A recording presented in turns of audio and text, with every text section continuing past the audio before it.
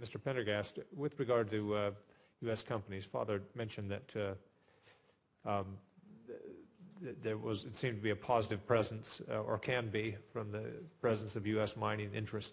What has been the history and a recent history, and is there anything we ought to do here with regard to the actions of U.S. mining interests in the DRC to encourage them or encourage them strongly to help out the situation? What's your feeling as to their role so far?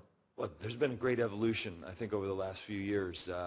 As consumer pressure has increased, you have these conflict-free campus initiatives all over the United States, sort of the inheritors of Save Darfur and Invisible Children, another student-based movement that's focused on electronics companies trying to work, and as well as faith-based groups around the country.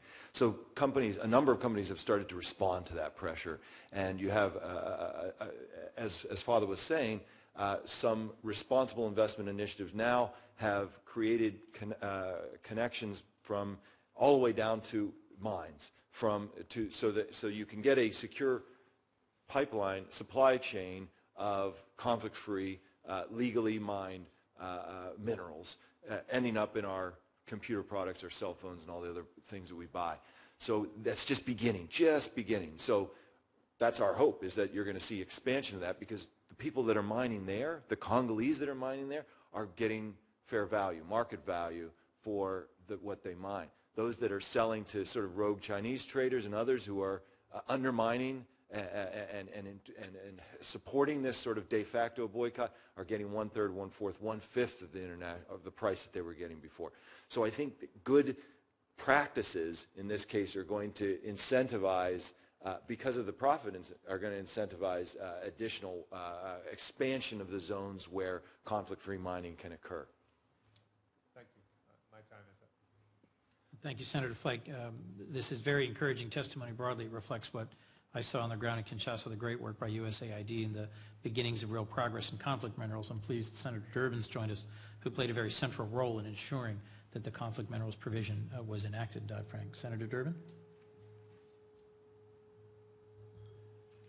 Thank you very much. Thank you, Mr. Chairman, Senator Flake, and the witnesses who are here today. I have a couple observations and a general question.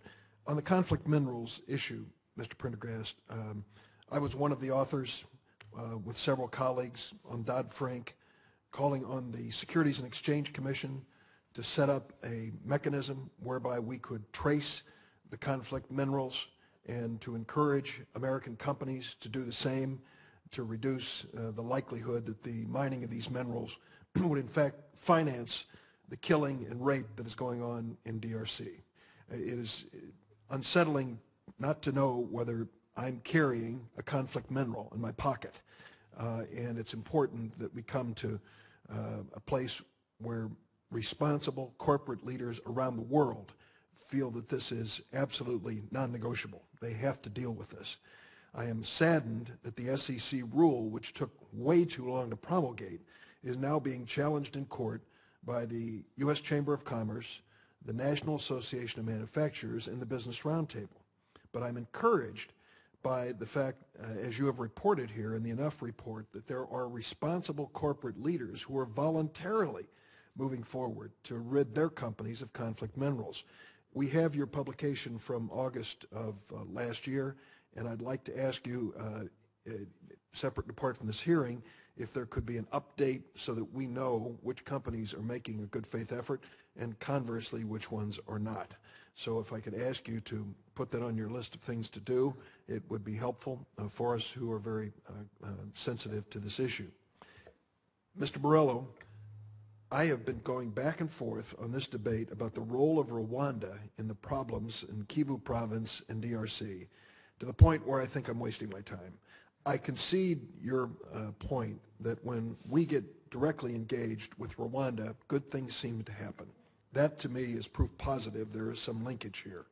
But I won't get deep into this argument about the role of Rwanda other than to say I do believe they play an important part in resolving the conflict in DRC, which leads me to another point I would like to make. I want to talk about M23, but before I do that, I want to say a word a positive word about Dr. Denis Mukwege, who returned to Bukavu after an assassination attempt. He is one of the heroes in this conversation, risking his life for the women who have been so brutally raped and assaulted in DRC. I've met him. I respect him so much. He's testified before our committee. And to think that he has gone back after literally facing an armed intervention, an attempt to take his life, is just an incredible act of caring and faith in the future. I also want to add, of course, the Lucys in Heal Africa, in Goma. Losing Lynn Lucy at one point was terrible, but I know that her husband Joe continues the great work that they are engaged in. Let's go to M23. When I was in Uganda, February 19th, I met with the Minister of Defense, Crispus Kionga, who is involved in negotiations with M23. And I basically asked him if the West was all wrong in its view of M23, because both at the United Nations and in measures that I have sponsored in the Senate, we have tried to exclude M23 in terms of travel, in terms of their assets, in terms of where they can be, branding them as warrant criminals. Now, Mr. Ntaganda has stepped forward and surrendered himself at this point. But I really would like to know if there's a feeling here that engaging M23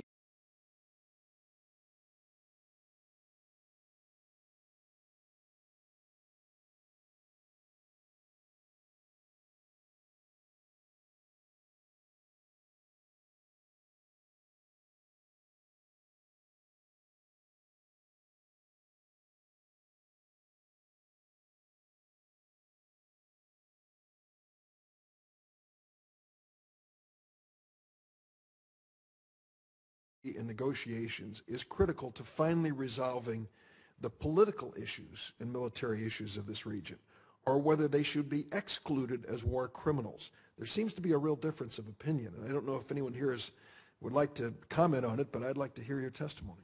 The floor is open for anyone who'd like to. I think everyone wants a shot at this one. So how do you want to go, left to right or right to left? It's Whatever. Up to you guys. Go ahead. Well, gee whiz.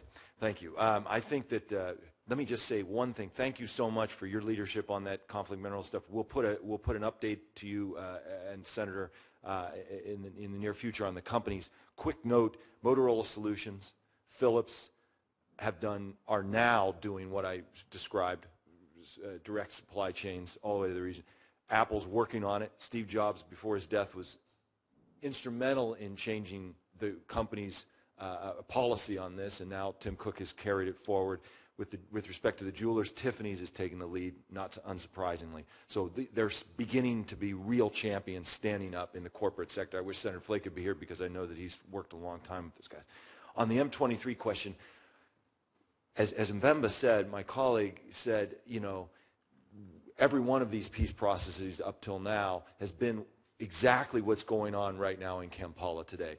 An attempt at a backroom deal where they're going to reintegrate some of these human rights abusers, some of these rebels, back into the Congolese army, making it impossible to reform the Congolese army, creating this kind of division within the army that will break away again 3 years from now when someone else has an issue. That kind of peacemaking, that strategy of peacemaking has been proven over and over again to not work. That's why it's so important for us to have a special envoy from the United States to be working in support of the building of a comprehensive peace process where civil society is at the table, all the different groups that represent constituencies in the Congo are at the table, and the region is involved because the region is a major player in undermining stability and peace in the Congo and could be a major player in helping to support it. It really is such a central issue. I want to just leave it there. The United States has to be a force for building a comprehensive peace process and not allowing these kind of backroom deals, the side deals with one particular faction, trying to buy them off with positions and reintegration. No vetting for human rights issues whatsoever. Just reinfecting the Congolese army with a real serious human rights problem, and just continuing the kind of disempowerment of a strong security sector that is needed for the building of the Congolese state. If any others would like to respond. Thank you, Senator Durbin. I think, of course, we need to talk to the M23 like we need to talk to everybody else. In that sense, yes. But I think focusing on one rebel group in a country that has myriads of them, it's a mistake. I mean, if we're talking about Mary Robinson being a special envoy, if we're talking about comprehensive peace process, it has to have the country as a whole as its objective. You know, just a few days ago, Lubumbashi was attacked. So if we give such privilege and prominence to groups like M23, which, by the way, has a long and bloody history. Before the M23, we had the CNDP. Before that, we had the RCD. This is just the pedigree of one group without counting the others. So I think it would be very dangerous for us to go down this road where Group X sees how we treated the M23 and they say, well, why can't we do the same thing? So we always go back. In fact, initiative like Dodd-Frank will not succeed if we take this path, because while we make progress on one front, everything will be unraveled on the other front. So I'll say to your team, we thank you for your engagement. We think we should go further. We should do the same principle we applied in Liberia, in Sierra Leone. One of the reasons that the Kimberley process worked was just not cleaning the blood out of the diamond, but it was going after the bad guys in Sierra Leone and in Liberia, going after Charles Taylor for his involvement in Liberia, the Royal Marines coming to Liberia to support that. So it could be a convergence something. And so the M23 is not special. If anything, we should make sure that they don't have that platform anymore. It undermines the framework in Addis Ababa. Thank you. Thank you.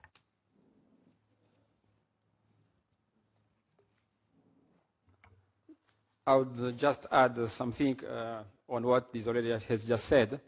When we see the history of M23, in fact from RCD to CNDP to M23, from the beginning, I think it was a military group. And because of, I would say, the killing, the rapes, the violation of human rights, it has been known as a negative force by the AU and the SADC organization. And I would say that the dialogue going on now between the delegates of the DRC government and the M23, that's my own personal view, I don't expect much from that dialogue. Because when you see carefully the revendication of M23, there were 21 revendications in the report from the 23rd March 2009. And when you analyze them, 20 out of 21 revendication has been fulfilled on the side of the DRC government. So in fact, it's empty. There is no revendication. And this is why when you see the discourse and the speech of the leader of the 23, they are moving from one revendication to the other. And this is why they even think to bring other agenda, which were not in the 2009 revendications. And so I would say the dialogue can be there because, but one has to take into account all those different rebel groups being in the area. You have more than 30. And I mean, I was in Katanga when the Mai Mai, the Kata Katanga started. And so if you start with one group, you have to take into account of the other, with the others. And we know that what will come out, the outcome of the dialogue will be revendication at the political side, that they will want to be part of the government, and also to be having, let's say, grades and promotion in the army. And that has been done for many, many years, and it's not bringing peace.